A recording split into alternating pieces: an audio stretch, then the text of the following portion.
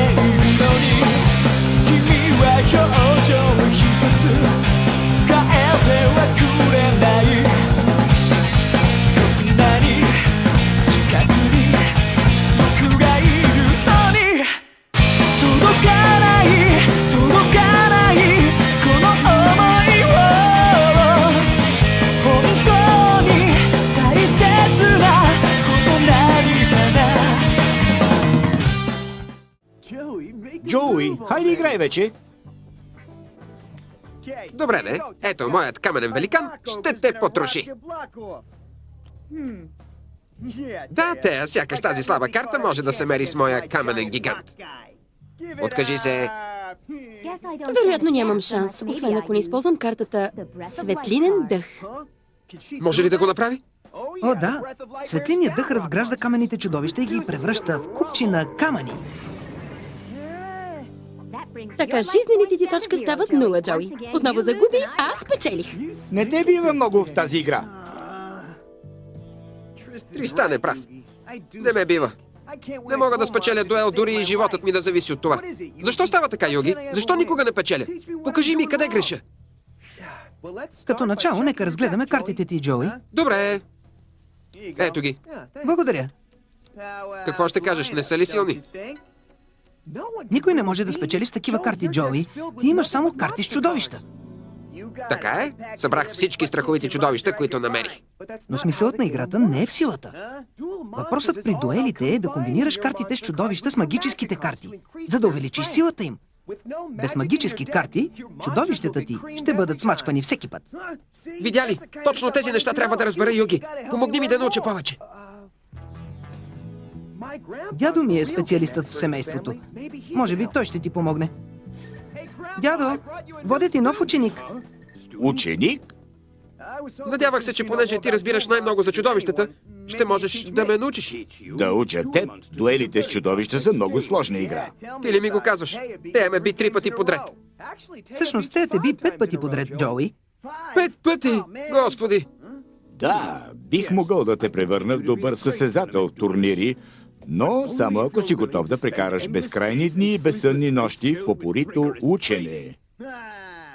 Лесна работа. Като те слушам, обучаването ти няма да си струва усилието. Голяма работа си, няма що. Моля те, Юги, помогни ми да го убедя. Ще се старая. Обещавам. Чуй ме, Джоуи, дори за дядо е твърде голямо предизвикателство да ти разясни играта. Не е невъзможно. Наистина ли, дядо?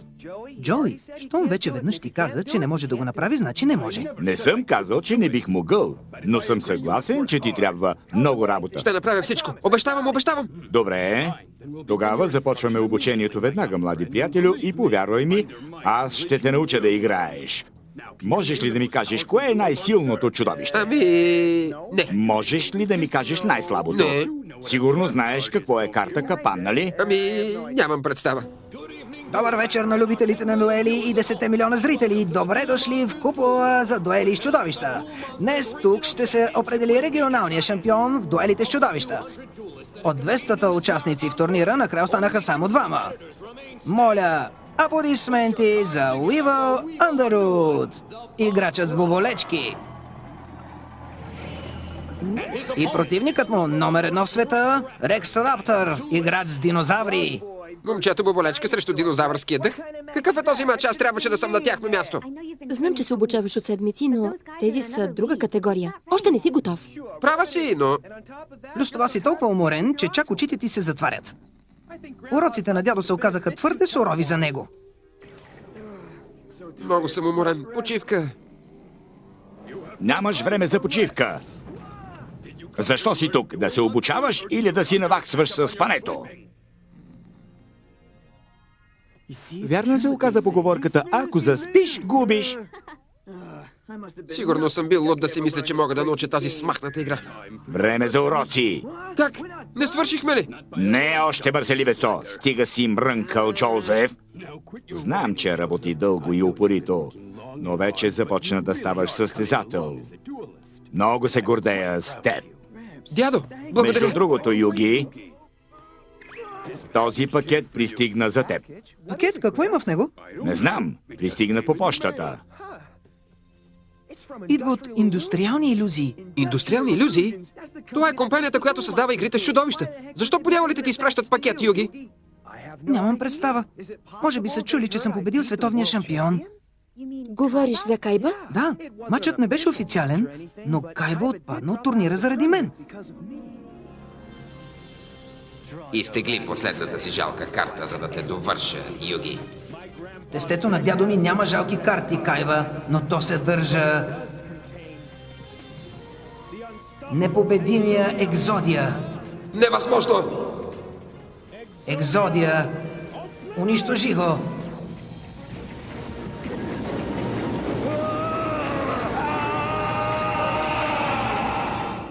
Заболяваме главата само като чуя името му. Момчета, Раптор току-що стъпка Уивъл. Юги, що за хора са? И двамата са доста трудни клиенти. Уивъл се е специализирал в карти с насекоми и е голям стратег. Рекс Раптор играе с карти с динозаври. Той използва силата им, за да наделее над противниците си. Малките боболечици срещу динозаврите? Раптор ще го направи на пух и прах. Не съм много сигурен. Уивъл, смятай се за храна на динозаврите. О, Раптор играе с най-силната карта в тестето си. Ужасяващия двуглав крал Рекс. Изглежда, че матчът може да приключи тук и сега. Отново сме с вас, скъпи фенове, и с двуглавия крал Рекс в игра. Изглежда, че това е края. Ти си на ход. Аз имам само тази мъничка боболечка. Уивъл Андервуд отвръща с карта първично насекомо. Играе с боболечка срещу гигантския динозавър. Той ще размаже червата на боболечката. Може би, но не подценявайте Уивъл. Крал Рекс, да спечелим шампионата. Стъпчи ги! Попадна право в моя капан. Но откъде малките динозавърски мозък да знае, че когато атакуваш, ще активираш моя водовъртеж? О, не! Това е карта капан! Която хвана твоя крал Рекс в прегръдка, от която няма измъкване. Не! Моят крал Рекс! Докато той е хванат там, аз ще дам на моето първично насекомо ново оръжие. Лазерно оръдие. Боболечицата не е толкова слаба, а? Атака!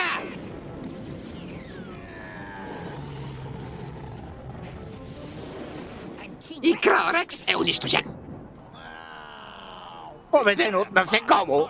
Изумителна победа от Уивъл Андервуд, новият ни шампион.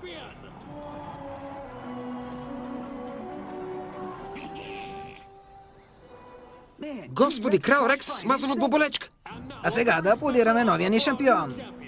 Трофея на победителя в шампионата ще връчи създателя на дуелите с чудовища и президента на индустриални илюзии. Дами и господа, приятели и играчи, представям ви господин Максимилиан Пегасъс.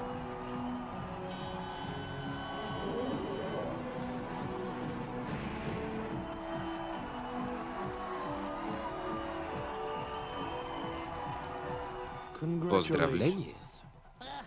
Благодаря. Каня те като регионален шампион да се състезаваш в най-новия турнир, който е организиран в царството на дуелите.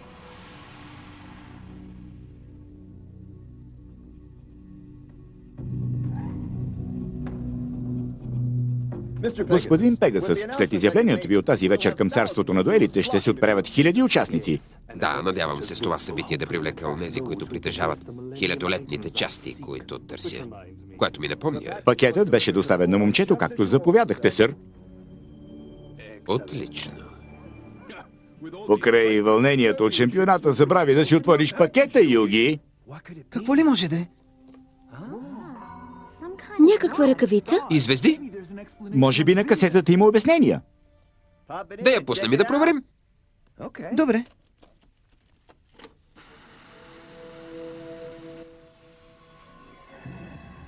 Поздравления, малък Юги. Аз съм Максимилиан Пегасъс. Пегасъс? Видяхме го по телевизията. Прочутият Пегасъс изпраща поздравления на моя Юги. Чух ужасно интересни неща за теб, Юги. Бях толкова впечатлен от внушителната ти победа над Сето Кайба, че реших лично да проуча изумителните ти умения. Тук и сега ще проведем специален дуел. Ще играем за точно фиксирано време от 15 минути, когато времето изтече, играчът с най-много точки ще бъде победител. Готов ли си? Какво? Едва ли очаква наистина, че ще се дуелираш с видеокасета? Това е лудост.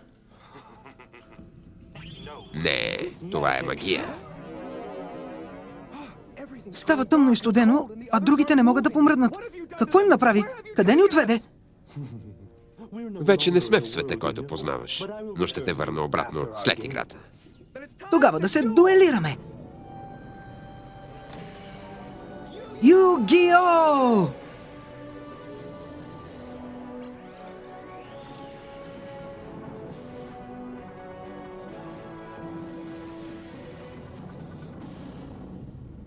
Нагласи часовника и започвай, Пегасъс. Разбира се, да започваме.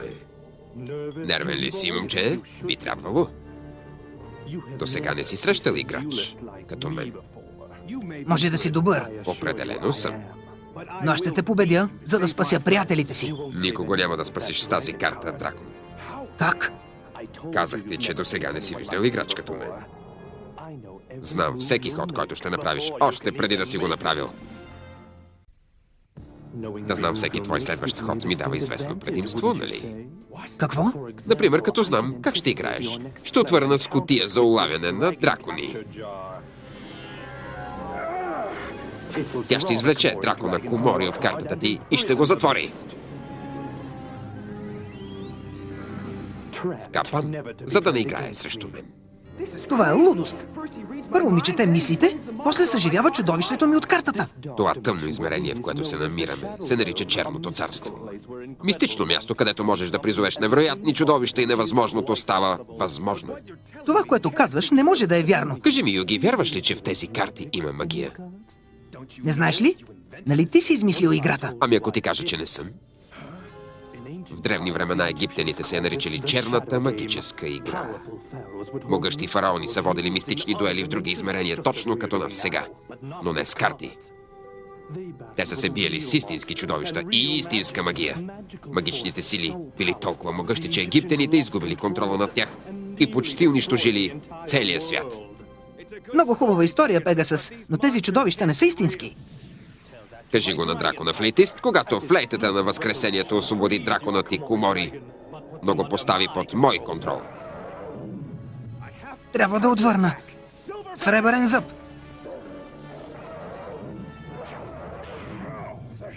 Каква жега!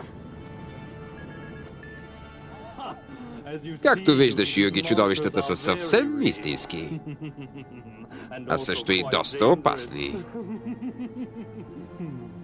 О, момче, много си ми забавен. Само как се мръщиш, как се присмиваш. Толкова упоритно и толкова безпомощен в абсолютно неведение за силата на твоя хилядолетен пъзъл. Какво? Преди 5000 години един могъщ фараон заключил магията на черната игра. А с каква връзка имам с това? Фараонът уловил магическите енергии в 7 мистични хилядолетни елемента. 7 елемента? Искаш да кажеш, че моят пъзел е един от тях? Да, в него има заключени мистични енергии. Магия, която може завинаги да промени живота ти, стига да знаеш как да я използваш. Защо ми казваш всичко това? Защо ли? Просто искам да го знаеш. Но може би казах твърде много. Времето продължава да тече и затова предлагам да се върнем към нашия малък дуел. Той е прав. Времето изтича, аз още не съм разбрал дали наистина ми чете мислите или е някакъв трик.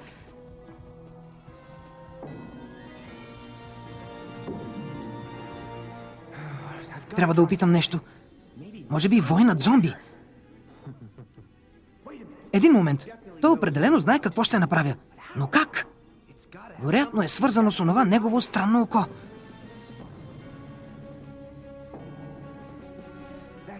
Сигурно е това. Странното око някак му позволява да види картите в ръцете ми. Така че каквато и карта да изтегля, той вече я знае.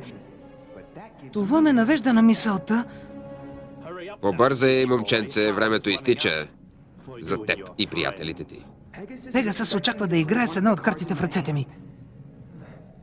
Ами ако играе с карта, която и аз не съм видял, какво ще стане, ако играе с нова карта от тестето, без дори да я погледна? Вече знам, че възнамеряваш да играеш с вой над зомби и вече съм готов да отвърна с карта Капан, която просва дори зомбитата мъртви на земята.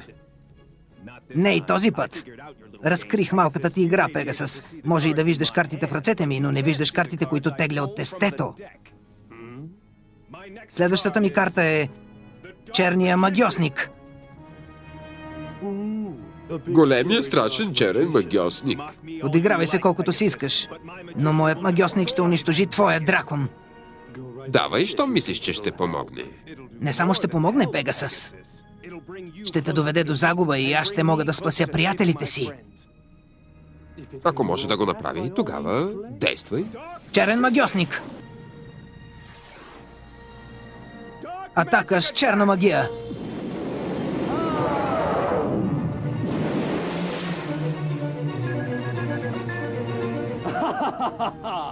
Добра игра. Но като използва твоя черен магиосник, ти ми позволи пак да те манипулирам. Играта ти с тази карта ще ми донесе победата. Не. Ще видиш, Юги. О, много рядка карта. Страшният безлик маг. До сега не бях виждал такава карта. Но моят черен магиосник е една от най-силните магически карти в играта. Но дали ще се справи, когато съчетая безликия маг с нещо така рядко, като око на илюзията? Черен магиосник! Атака с черна магия!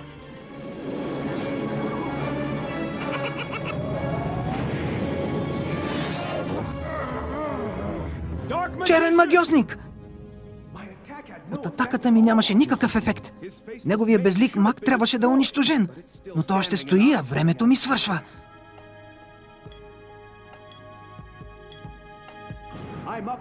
Имам 300 точки по-малко, но само защото Пегасъс си играе с мен. Трябва да намеря начин да го победя в собствената му черна магическа игра.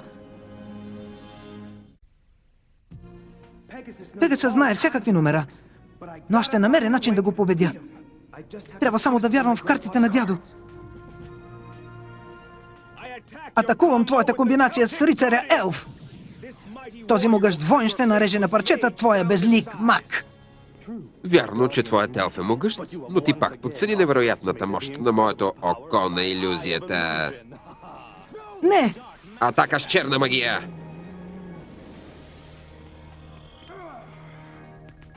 Това е невъзможно. Безликият маг не атакува с черна магия. О, не! Нападна ме моя собствен черен магиосник. Пегасъс го контролира с окото на илюзията. Щом използва неговата магия, за да контролира моя магиосник, какво ли защитава неговия маг? Ей, Юги, времето ни заедно почти привърши. Аз имам повече жизнени точки от теб, значи аз съм победителят.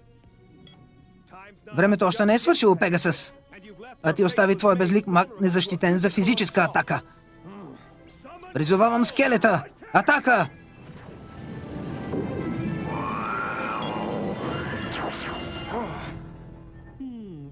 Времето свърши. Измъкнах се на косъм. Ако можеше да завършиш атаката, щях да загубя. Но не загубих, нали? Днес разбрах колко големи са способностите ти, Юги Муто. При следващия дуел ще имаме далеч по-големи залози. Стигат ми твоите игрички. Мислиш си, че ти давам избор по въпроса, но не е така. Аз притежавам един от хилядолетните елементи. Всемогъщото хилядолетно око. Хилядолетното око? Точно така, Юги. Сега ще ти покажа колко голяма е неговата магия.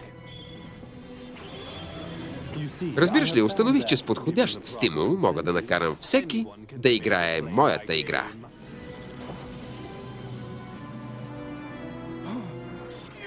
Юги!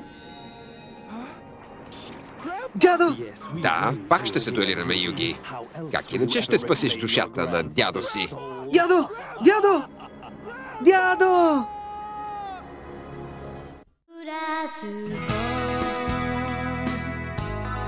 Кира кира する理科室